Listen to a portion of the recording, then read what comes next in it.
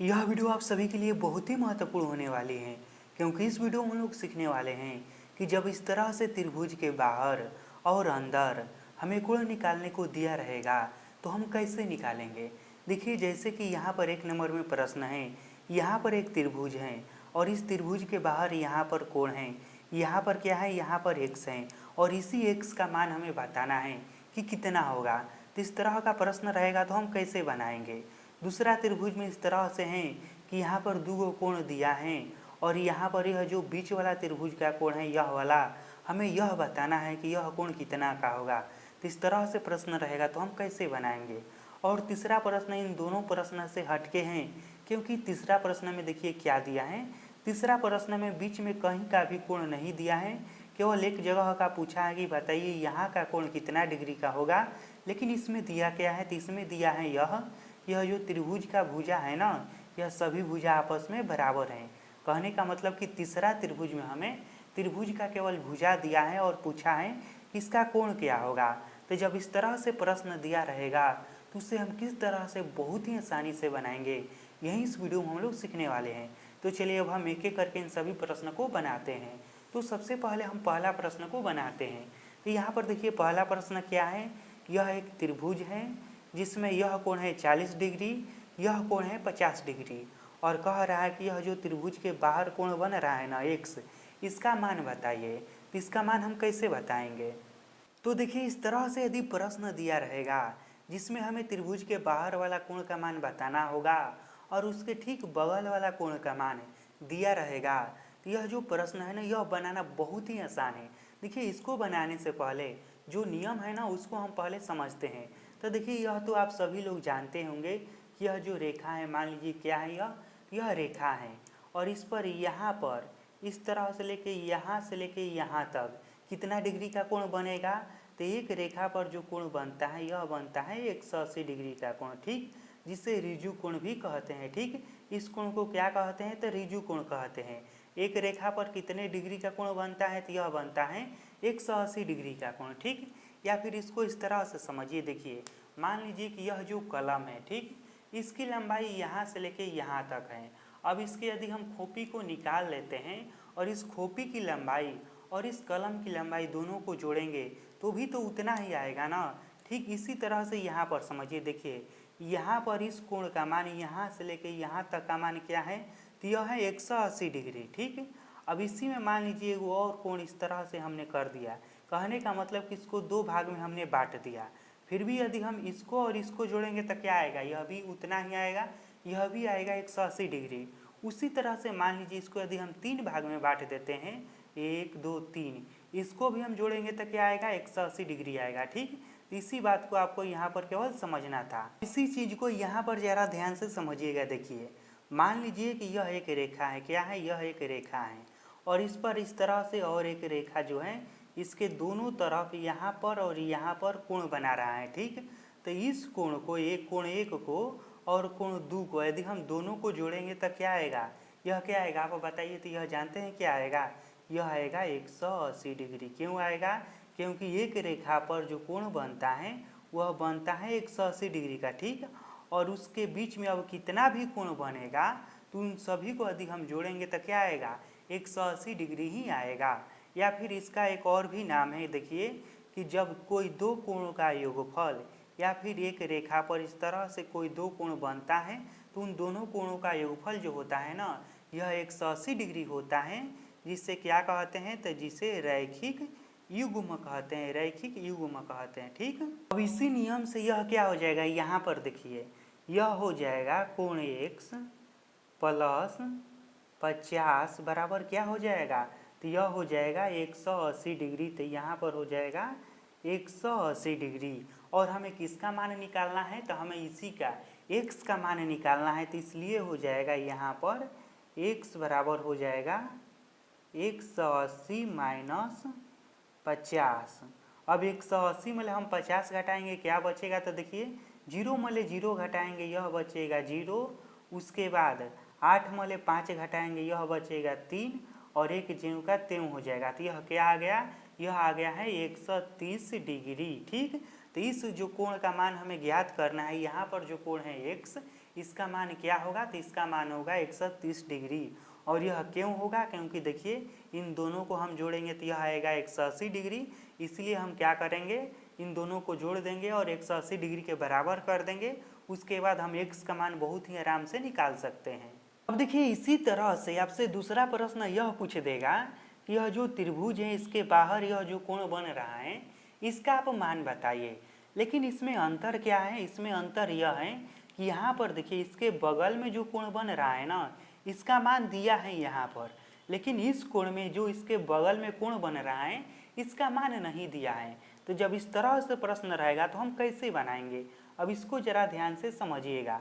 तो देखिए यहाँ पर नियम यह काम करेगा, देखिए यह बात आप लोग हमेशा याद रखिएगा कि किसी भी त्रिभुज के अंदर वाले तीनों कोणों को यदि हम जोड़ेंगे तो उसका मान क्या आएगा, उसका मान आएगा 180 डिग्री। जी हाँ, देखिए त्रिभुज के अंदर वाले तीनों कोणों का योगफल जो होता है यह होता है 180 डिग्री। तो इस नियम के अनुसार यदि हम इसको जोड़ेंगे, इसको जोड़ेंगे और इसको जोड़ेंगे तो क्या आना चाहिए, यह आना चाहिए 180 डिग्री। ठीक, तो इस तरह से क्या हम कर सकते हैं, इन तीनों को जोड़ के ना हम इस कोण का मान निकाल सकते हैं। और इस कोण का मान निकल गया तो फिर हम इस तरह से बहुत ही आसानी से इस कोण का मान निकाल सकते हैं। तो इसमें हमें सबसे पहले क्या करना होगा, यह जो त्रिभुज के अंदर वाला कोण है ना इसका मान निकालना होगा। तो इसके मान निकालने के लिए हम क्या करेंगे, इन तीनों कोणों को हम जोड़ देंगे। तो इसको हम मान लेते हैं क्या, तो इसको हम मान लेते हैं y। ठीक, तो यह हो जाएगा, देखिए यह हो जाएगा 40 प्लस उसके बाद यह जो है इस तरह से है, इसका मतलब जानते हैं क्या होता है। देखिए त्रिभुज में जब भी आपको इस तरह से यदि चिन्ह मिले तो इसका मतलब यह होता है कि यहाँ पर 90 डिग्री का कोण बना हुआ है। तो इसका मतलब यह हुआ कि यहाँ का जो कोण है यह 90 डिग्री का है। तो यहाँ पर हो जाएगा 90 प्लस यह y है तो y बराबर यह किसके बराबर होगा, तो यह होगा 180 डिग्री के बराबर। क्यों होगा, क्योंकि त्रिभुज के अंदर वाले तीनों कोणों का योगफल 180 डिग्री होता है और यह किसी भी त्रिभुज में होता है। ऐसा मत समझिएगा कि केवल इस तरह से जो त्रिभुज रहेगा उसी में होगा, ऐसा नहीं है। कोई भी आप त्रिभुज बनाइएगा ना और उसके अंदर वाले तीनों कोणों को आप जोड़ेंगे ना तो वह 180 डिग्री ही आएगा। तब क्या करना है, हमें इन दोनों को जोड़ देंगे और इसको उस पार भेज देंगे जिस तरह से समीकरण बनाया जाता है। तो यह क्या हो जाएगा, यह देखिए हो जाएगा इस तरह से। इसको हम पहले लिख लेते हैं y बराबर यह हो जाएगा 180, उसके बाद माइनस इन दोनों को जोड़ के उस पार हम भेज देते हैं। तो देखिए 90 और 40 को हम जोड़ेंगे तो क्या आएगा, यह आएगा 130। तो यहाँ पर मैं डायरेक्ट ही लिख देता हूँ 130। ठीक, यहाँ पर आपको कोई दिक्कत नहीं होना चाहिए, सिंपल है। 90 और 40 को जोड़ेंगे तो यह आएगा 130। अब हो सकता है आप लोगों के मन में यह बात आए कि यहाँ पर मैंने माइनस क्यों लिखा। तो देखिए यह नियम होता है समीकरण बनाने का कि जब कोई भी चिन्ह प्लस में रहता है और बराबर के उस पार जाता है तो माइनस में बदल जाता है। ठीक, तो उसी तरह से इन दोनों को हम जोड़ेंगे तो यहाँ पर क्या आएगा, यहाँ पर आएगा प्लस 130 और यह बराबर के उस पार जा रहा है। देखिए यहाँ पर बराबर है और यह बराबर के इधर है, कहने का मतलब कि यह बराबर के लतरी साइड हो रहे हैं। ठीक, और इसको हम भेज रहे हैं बराबर के दाहिने साइड और, तो इसका चिन्ह बदल जाएगा और यह हो जाएगा माइनस। अब देखिए यह हो जाएगा क्या, तो यह हो जाएगा y बराबर 180 में 130 घटाएंगे क्या बचेगा, यहाँ पर बचेगा 50। अब y का मान निकल कर आ गया है क्या, तो यह आ गया है 50 डिग्री। तो यहाँ पर हो जाएगा 50 डिग्री। ठीक, अब देखिए यहाँ पर है क्या, तो यहाँ पर है 50 डिग्री, यहाँ पर भी आ गया है 50 डिग्री। तो हम क्या देखते हैं कि यह वाला प्रश्न और यह वाला प्रश्न बिल्कुल एक ही है।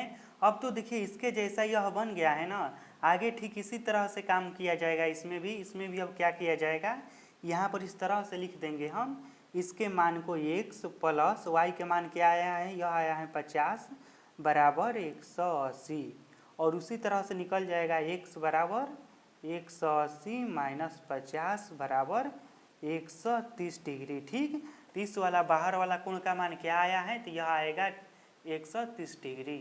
अब यह 2 नंबर प्रश्न समझिए, यहाँ पर x है और इसी का हमें मान निकालना है। ठीक, तो देखिए ऊपर वाले त्रिभुज में मैंने आपको अभी बताया है कि किसी भी त्रिभुज के अंदर वाले तीनों कोणों का योगफल क्या होता है, तो यह होता है 180 डिग्री। और यहाँ पर हमें x का मान निकालना है तो हम क्या करेंगे, इन तीनों के जोड़ के 180 डिग्री के बराबर कर देंगे तो इसका मान निकल कर आ जाएगा। तो देखिए यहाँ पर इस तरह से हो जाएगा, यहाँ पर हो जाएगा x प्लस उसके बाद क्या है, उसके बाद है 45, तो 45 प्लस 55 बराबर 180।